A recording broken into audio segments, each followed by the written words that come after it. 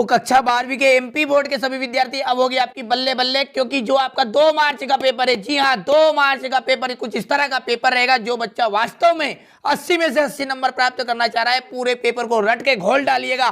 ठीक है, तो चलिए बिना किसी देरी के वीडियो करेंगे स्टार्ट। सबसे पहले प्रश्न को हम देखेंगे। सब जानते हैं कि हिंदी और इंग्लिश मीडियम का सेम पेपर आएगा। भक्तिन कहाँ की रहने वाली थी? ठीक है, झूसी की रहने वाली थी। उषा का अर्थ होता है भोर।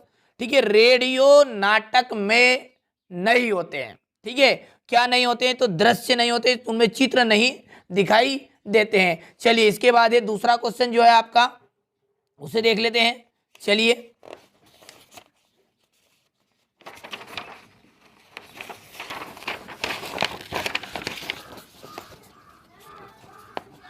इसके बाद में यहां से देखिएगा, कबीर को हजारी प्रसाद द्विवेदी ने क्या कहा है? ठीक है, भाषा का डिक्टेटर। ठीक है, विराट के प्रति जिज्ञासा की भावना मिलती है। ठीक है, प्रगतिवाद में जूझ पाठ के जो लेखक है वो जो है जूझ पाठ के लेखक वो है आनंद यादव।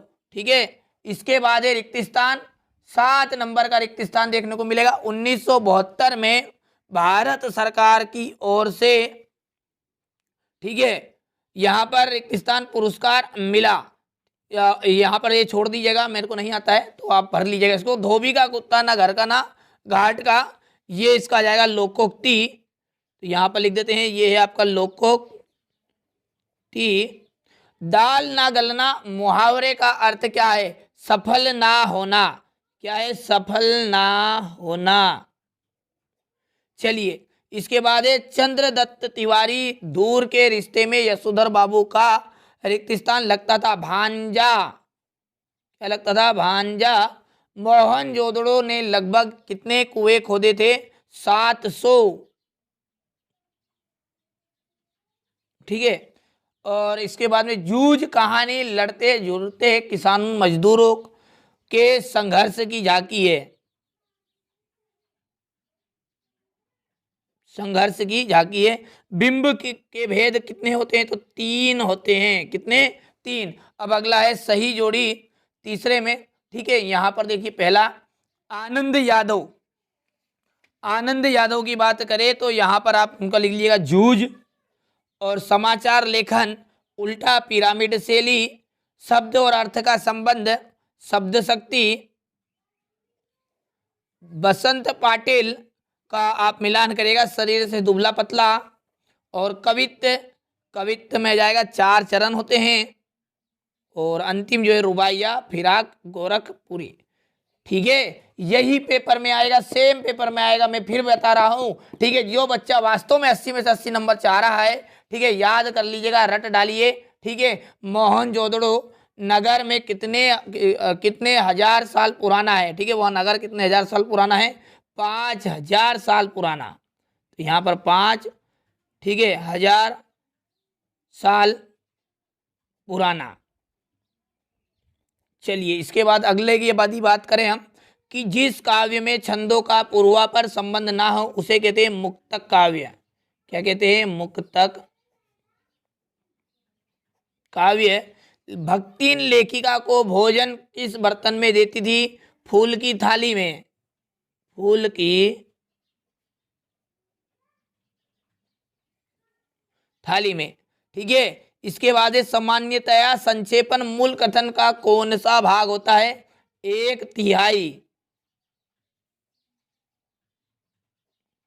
मनुष्य पर धन की और चेतन किस विजय होती है? तो मुहावरा। देखिए यहाँ पर मनुष्य पर धन की और चेतन पर किसकी विजय होती है? तो शिक्षाप्रद।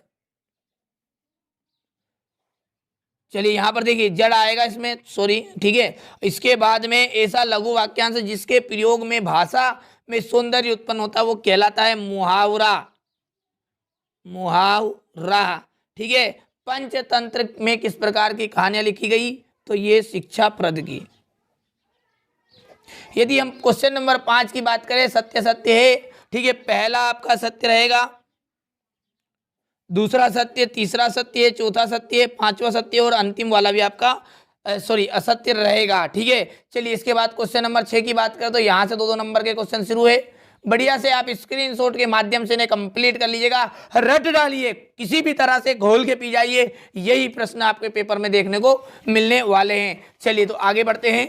इसके बाद की बात करें तो यहाँ से देखिए चौथा प्रश्न आपका, ठीक है, बाजार का जादू चढ़ने और उतरने पर मनुष्य पर क्या क्या असर पड़ता है। ठीक है, जूझ कविता का शीर्षक के हिसाब से प्रश्न है।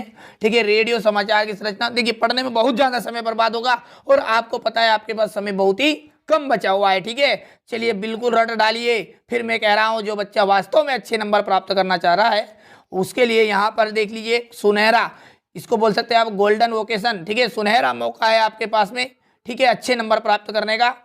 यहाँ से क्वेश्चन नंबर 18, ये 19, क्वेश्चन नंबर ये 19 का, ठीक है, यहां से स्क्रीनशॉट के माध्यम से तुरंत ही, ठीक है, कंप्लीट कर लीजिएगा।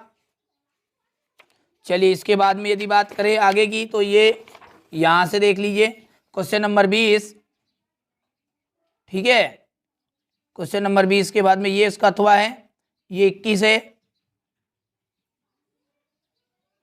और यहां से देख लीजिए। ठीक है, चलिए इसके बाद में क्वेश्चन नंबर 21 के बाद का ये अथवा है, सॉरी, ठीक है, और ये 22, और ये जो अंतिम है ये आपका क्वेश्चन नंबर 23 है। ठीक, किसी भी एक विषय पर आपको निबंध देना है। तो ये आज मैंने आपको हिंदी का, ठीक है, 2 मार्च का कक्षा 12वीं का पेपर एकदम रियल वाला पेपर बता दिया है। देख लीजिए, रियल पेपर के 4 भाग में बटा गया है, ABCD। ठीक है, वो प्रैक्टिस सेट है जो स्कूल से आपको प्री बोर्ड के नाम पर दिए थे अभ्यास प्रश्न पत्र, वो नहीं है ये, उनके भरोसे मत रहिएगा। उसमें से आपका, ठीक है, 50 से 60% आने वाला है और मैं जो बता रहा हूँ इसमें से आपका 100% आएगा। लेकिन 4 सेट है ABCD, ठीक है, ये तीसरा सेट था।